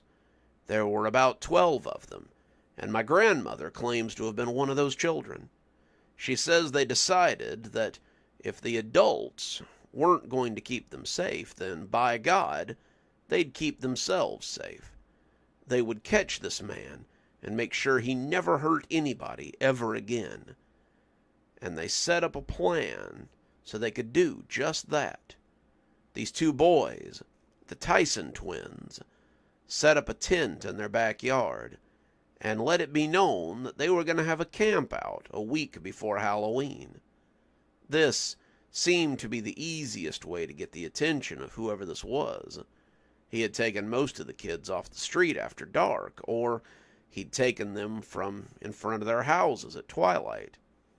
He didn't go into people's houses. that would have been dangerous. So the easiest way to get got was to be out after dark or be lured off by his whistling. The wind must have been exceptionally strong that night, because I remembered thinking that the whistling and the clinking sound was coming from the woods right behind my house. It made a great backdrop for the story. I could see Cameron and Joel leaning in as the story hit its stride, and Jerry was almost shaking as the Snicker bar he was holding sat forgotten. Sure enough, as the Twisentines,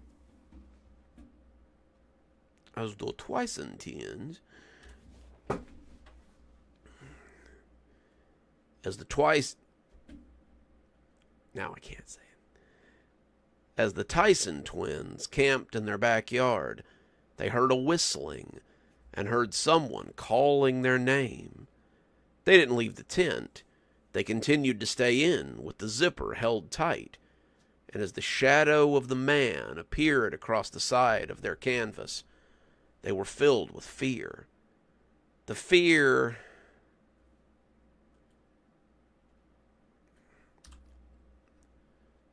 Okay. The fear didn't last, however, because 10 kids popped out of a nearby bush, and my grandmother says they beat the man to death. They had hammers and sticks and tools of all sort, and they came at him like the wrath of God. They beat and pounded on him as he fell to the ground, and as they stood over his body, they were sure that they had finally put an end to this. How wrong they were. That clinking sound was getting pretty loud. I'd never heard it get quite that loud before. It sounded like it might be right under my treehouse, and I was tempted to go to the window and see if some stray dog had got into a bunch of tin cans or something.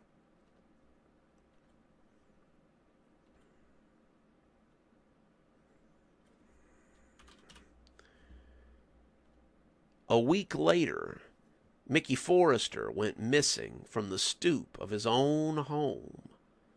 No one had seen or heard anything, but his mother said that he had been there one moment and gone the next. Mickey Forrester had been one of the kids to arrive to the meeting, and the rest of them were scared that now they had drawn targets on themselves. So the 11 kids met again and tried to figure out what to do. It was obvious now that the creature was not human, but that was almost more distressing. How does one kill a supernatural creature? Still, they tried again. They set another of their friends, a girl named Tessa, to sleep on her back porch, and gathered to ambush the specter. He came, because of course he came, and once again they fell on him with pieces of wood and garden tools, pocket knives and slingshots, and everything else they could find to attack him with. He was unsurprised, and it almost seemed as if he let himself be beaten to the ground. They beat him, and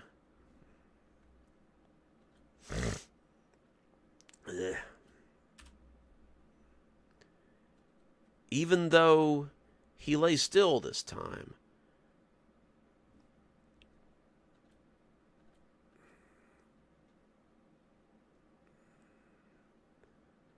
and even though I can't talk today. And even though he lay still again, they went to get an adult to see the man who was taking the children. They left some of them to watch him, but when the adults came, he disappeared like smoke on the water. The adults were cross, telling the children that this had gone on long enough. In that, the children agreed with them. So the kids decided that if they couldn't kill the man, someone they were thinking of as Tommy, since that was what the bum's name had been, they would at least find a way to warn others when he was near. So for the third time, because the third time is always the charm, they set up a trap. and they attacked the man who arrived to snatch one of their friends. The old ghost laughed and told them this was pointless. Eventually, they would not be so vigilant, and he would take another child. He said the town had taken his life, and now he would continue to take its children. So the kids told him that they couldn't kill him. They knew that. So they would give him something that would let others know when he was close.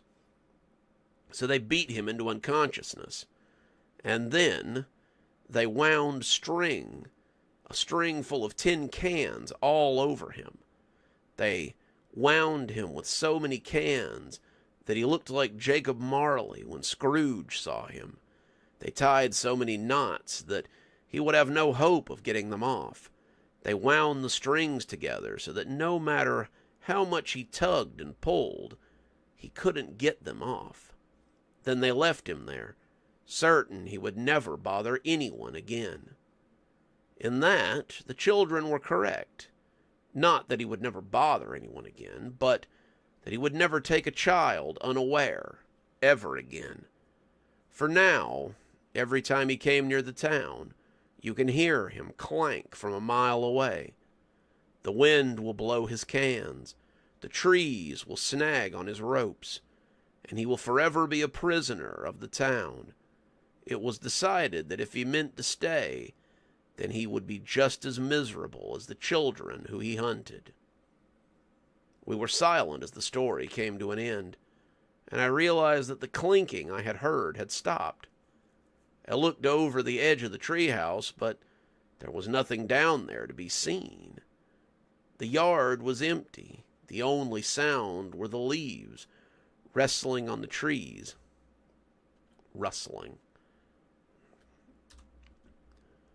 Rustling in the trees, and it appeared that we had done away with Tin Can Tommy.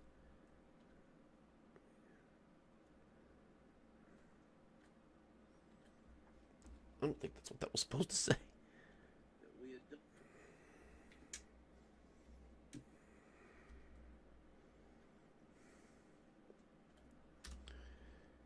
That Tin Can Tommy had gone on his way.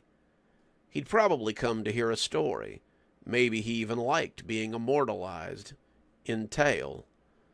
Whatever the case, we could all rest easy, knowing that he would never have us unaware, as he had taken the children in my grandmother's time. We would always know he was near, because it was impossible not to hear the clinking and clanking of Tin Can Tommy. There you go.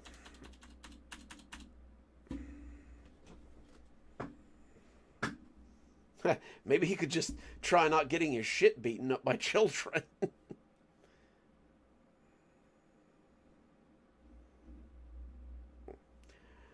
Alrighty, one more story, and then I think that's going to do it for us. Let me just...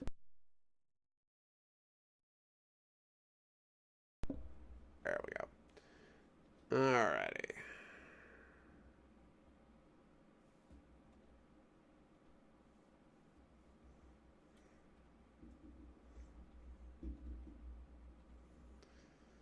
Hope you guys are enjoying the spooky lineup tonight.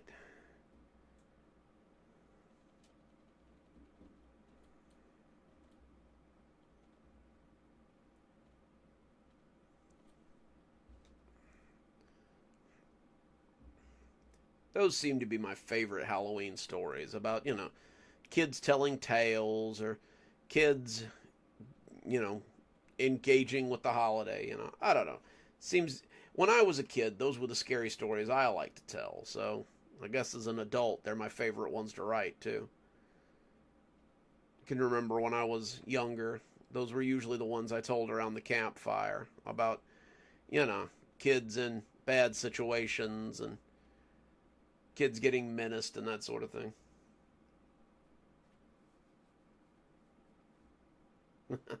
True enough.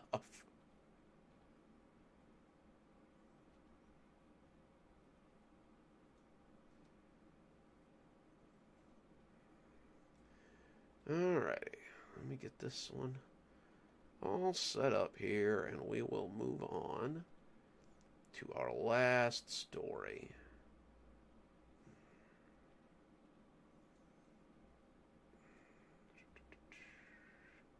Where'd it go? There it is.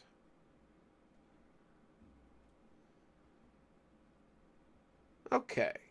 This one is called The Halloween Dare. And it's going to take us out for the night. So, hope you guys enjoy it.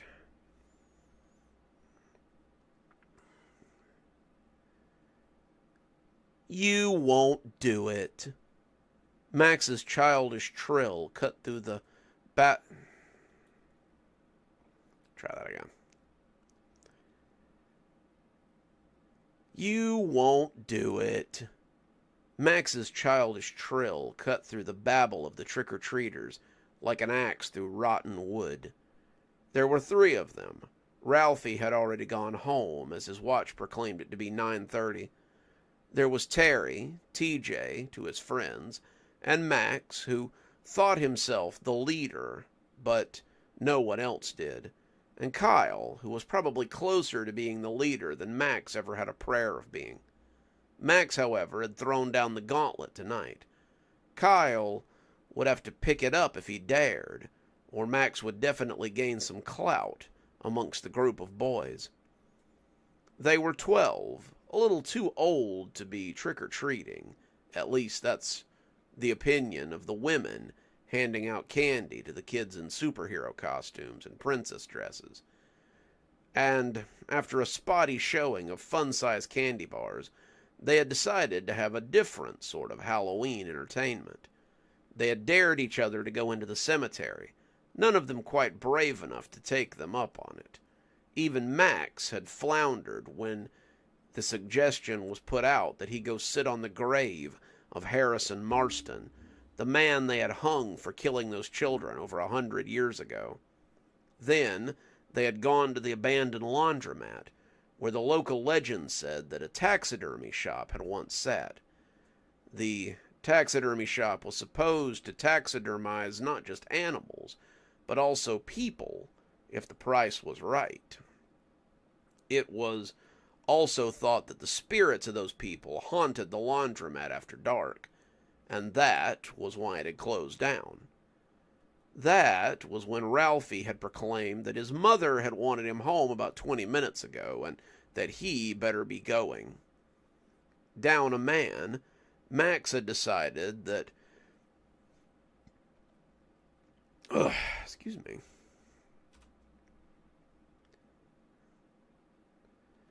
That they should go to the Sugarman house, the house where Harrison Marston had supposedly committed his crimes back in the early days of the town.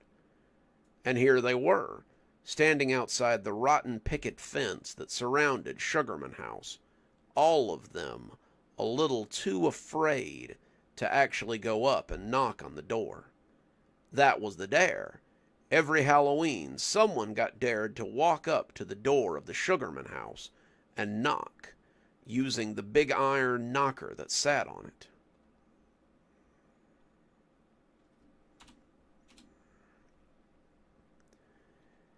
It was said that the door would open sometimes, and you might get a look at Harrison Marston before you were yanked in by the front of your shirt and never seen again. No one had ever actually seen this happen. It was a story that was passed around, but children will believe most anything, which is probably why they're so fearful. All of the other houses in the area had big, beautiful fences, picket fences or wooden slat fences that had been painted white and gleamed in the streetlights. The Sugarman house had a rotten-looking fence that hung in sections all around the corner of the lot. It was town property, kept up by the roadway people and the town elders, and nobody seemed to actually want to keep the place. There was a lot of hemming and hawing about it around budget time, but the house had been slowly slipping into disrepair for the better part of a decade. The last owner had disappeared under mysterious circumstances, and the real estate market surrounding it had dwindled to little more than passing interest from the curious or the spiritual. These were all things that the boys had heard from their parents, not actually things they knew for a fact. Everything they knew about the Sugarman house came from town gossip or the legends told by children in dark broom closets or in empty bathroom stalls. In a lot of ways, local legends are kept alive for the town's children, because the scary ones are always the ones you remember. "You won't do it either," Kyle shot back. "I bet you won't even walk up the sidewalk," Max said as he put his hands on his hips. "Oh yeah? I bet you won't even make it to the steps." "Is that so? Well, I bet you're too chicken to go knock on the door." Kyle, thinking quickly, realized he hadn't been caught quite yet. He could escalate, and when Max failed to rise to his sally, then the matter would be settled for all time.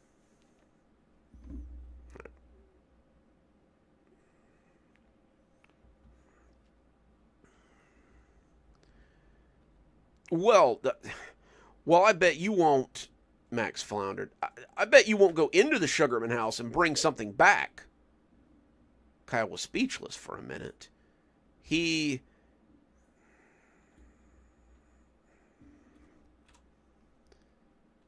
That had never been the rules.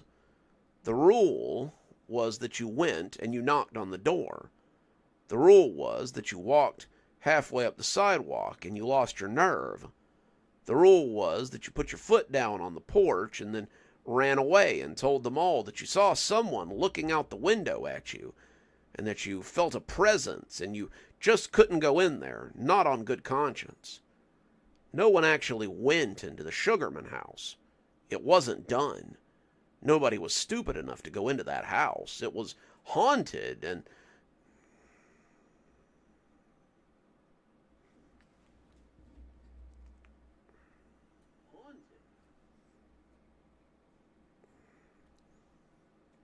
Let's try that again. Haunted? Way more haunted than the laundromat or the graveyard. Even more haunted than both of them put together. No one would be fool enough to go in there. No one, it seemed, except for him. I don't know why I would, because you certainly won't, Kyle shot back. That's when Max issued the challenge. The most inescapable catechism in the child's lexicon, and the thing amongst 12-year-olds that is absolutely inarguable. I triple dog dare you. Kyle was speechless. Max had broken the sacred rule of never going straight to a triple dog dare. It wasn't done. You always escalated. You always worked your way up to the old triple dog dare. But here he was, facing down a triple dog dare and knowing that he couldn't refuse. If Kyle didn't go now, he could hang up being the leader of this clique or of any clique ever again. He'd be known as a wimp, a sissy, a yellow belly, and such titles would be as good as a black mark upon his forehead. He would walk the halls of Langtree Middle School as a social pariah, as an outcast. Kyle wasn't about to have that. Fine, I'll do it right now. Max and TJ looked at each other, both of them not expecting him to actually do it. Max had probably figured that Kyle would show how yellow he was, and then it would be unquestioning whether he should be the leader of the group or not. The idea that his friend and his rival might actually go through with it was unthinkable. Even so, the gauntlet had been thrown down, and now Kyle was going to take up the challenge. Our moms will notice if we're not home before 10 o'clock. That gives you about 25 minutes to go in there and get something and come back. If you're not back in 25 minutes, we're going home without you, and nobody will believe that anything you turn up with actually came from the Sugarman house." Kyle nodded and headed up the sidewalk. Kyle did not want to go into the Sugarman house. He hadn't even really wanted to go knock on the door. And as the two-story monstrosity loomed over him like the closed eyes of a sleeping giant, he began to reflect on how stupid he had been to agree. Stones shifted under his feet. The roots that had pushed up through them, having long ago made them unstable. And Kyle tried to make his eyes look anywhere and everywhere at once as he took in the spooky old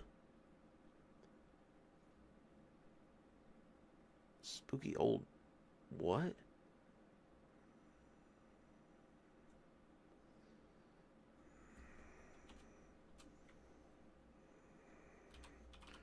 We're gonna say crypt, I guess. That's weird.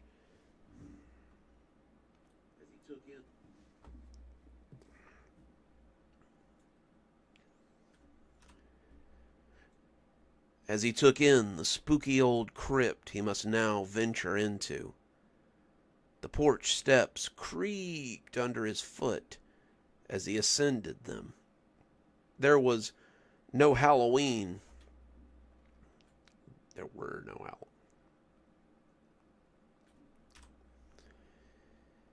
There were no Halloween decorations on the house, but it hardly needed them. This old place could have given the Haunted Mansion a run for its money. No Disneyland Imagineer ever thought of this place, and if he did, then he probably had nightmares for a week. Kyle went up to the door, raising his hand to knock before remembering that was no longer the bet. His hand shook a little as he reached for the knob.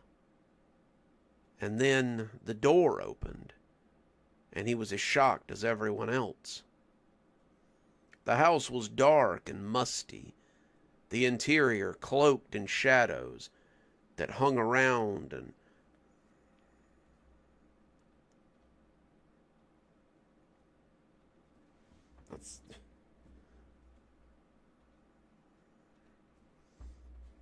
That's weird.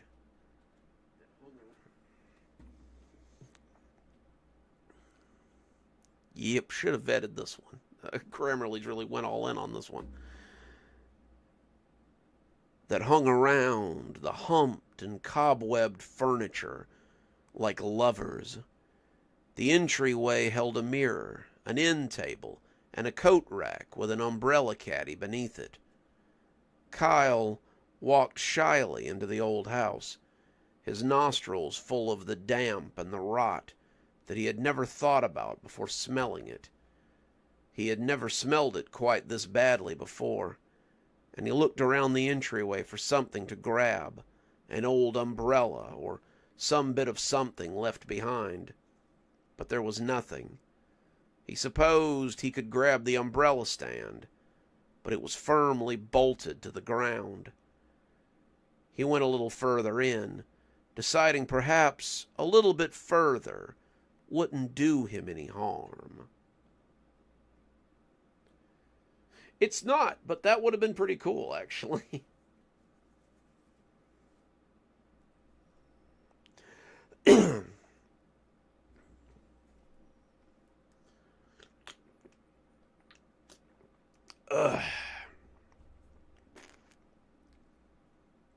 What the fuck? God dang, Leia, you got a terrible group this week. What the heck? Should tell him tit for tat. You'll punch him in his cooter.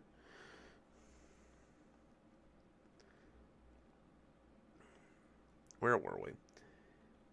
He found his way into the living room, though there was no TV in this one to pass the time.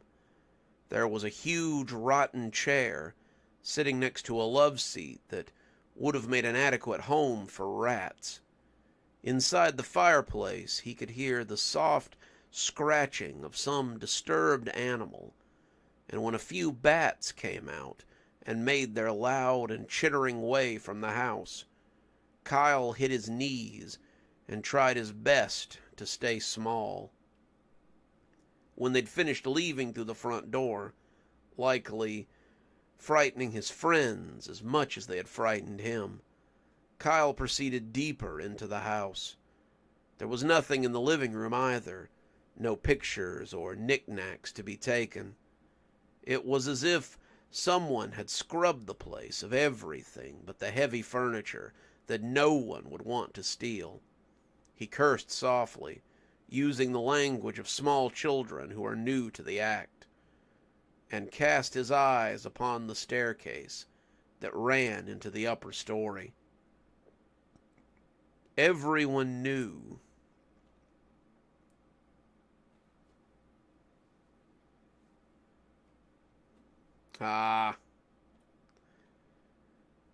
called his bluff.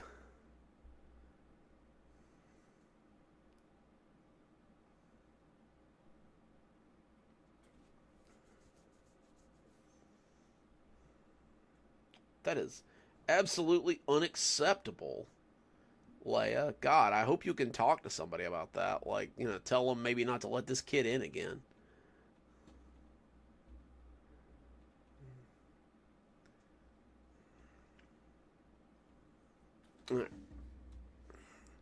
We're listening to Halloween Dare if you're just joining us.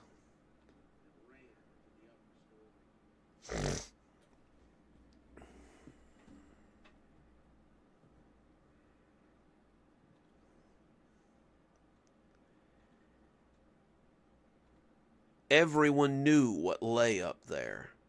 Sugarman House had very few secrets, and the fate of Mr. Marston was well known. The police had discovered what he was up to, had decided to go have a look before they took him in, but they never got the opportunity. The sheriff had come to the house, being careful not to spook the man, but he found no one there to receive him. They knocked and knocked, telling Mr. Marston that he might as well come out because he wasn't doing himself any favors by hiding. It was all just as quiet as it had always been, and after some time they began to get nervous. The man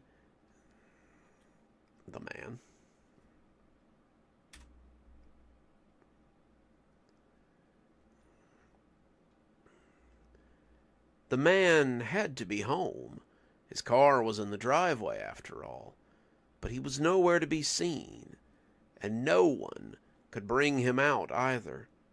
So eventually they broke down the door and went in to find him.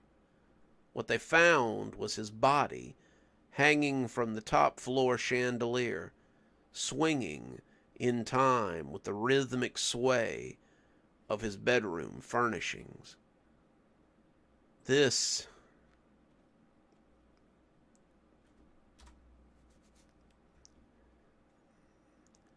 They had cut him down, but people still said they could see that swinging body from the windows sometimes when they looked.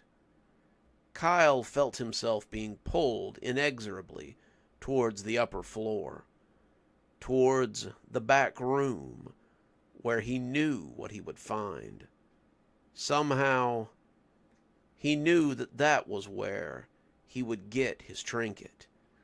They had taken everything from the house, except from that room. If you were going to find anything, that would be where it would be. What the hell? Where's the rest of it? Oh, don't do this to me. Come on.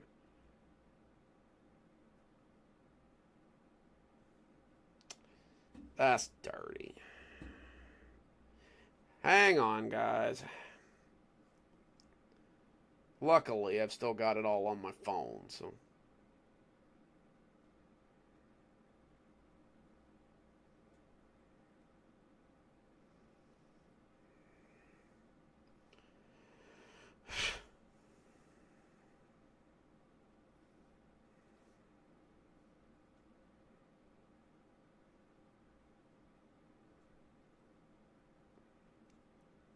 I swear.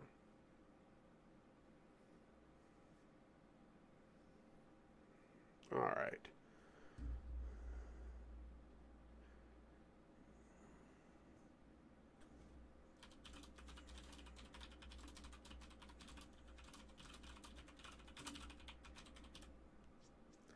All right. Let's try that again. Except from that room. If you were going.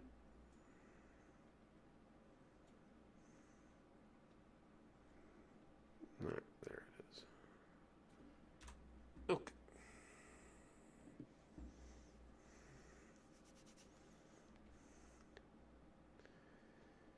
If you were going to find anything in that house, it would be in the master bedroom. He passed by the closed doors that rose up beside him in the gloom, like ghosts trying in vain to get his attention. How was he seeing any of this? He didn't have a light, and it should have been pitch black in here.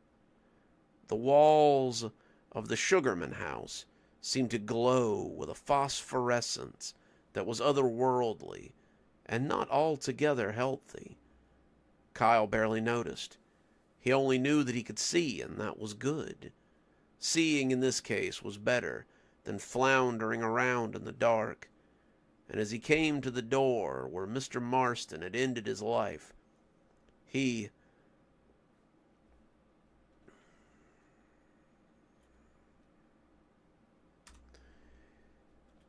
swallowed spit into his dust-dry throat. He already knew what he would see before he opened the door. But open it he must. He was no more in control of his body than he was of his actions. And as the bedroom door slid open with a funhouse creak, he heard the groaning of the rope and could already see the dead man hanging there as if he were nothing but a silent accusation. Mr. Marston turned to look at Kyle, then, winking at him as the boy began to scream and the door slammed shut behind him. That scream sent the other children running, and when they came back with grown-ups, it was already too late. They searched the house for Kyle. The police searched the grounds for the boy, but he was nowhere to be found. They searched the surrounding neighborhood for days, but most people realized the futility before they even began. Kyle was not the first boy to go missing after finding his way into the Sugarman house, and most agreed he probably wouldn't be the last. Some local legends feed off the continued telling of their tales, but the Sugarman house, and likely the ghost of Mr. Marston, fed off nothing so much as the children who came to see if the legend was true. It had always been this way, and it would continue to be for as long as the house stood and the curiosity of children remained. The Sugarman house would feed. Meow, meow, meow. Would feed. There you go. That's your 5 stories for the night.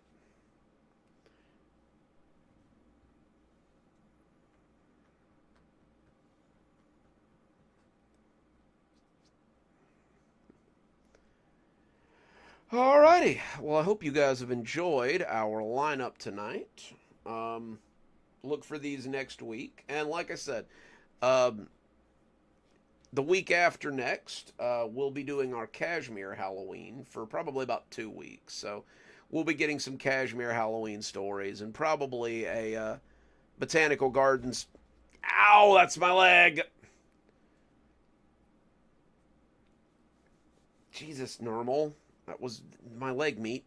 Anyway, you'll probably be getting a long Botanical Garden story for Halloween, because they always put on for Halloween. And we'll be getting some tales from, the people in town and stuff like that. Should be a good time. Like, we'll have a lot of fun. But anyway, I will let you guys get back to it, and we'll catch you Tuesday for our usual live stream. Till then, Dr. Plague signing off. Have a wonderful evening, and we'll catch you next time, guys.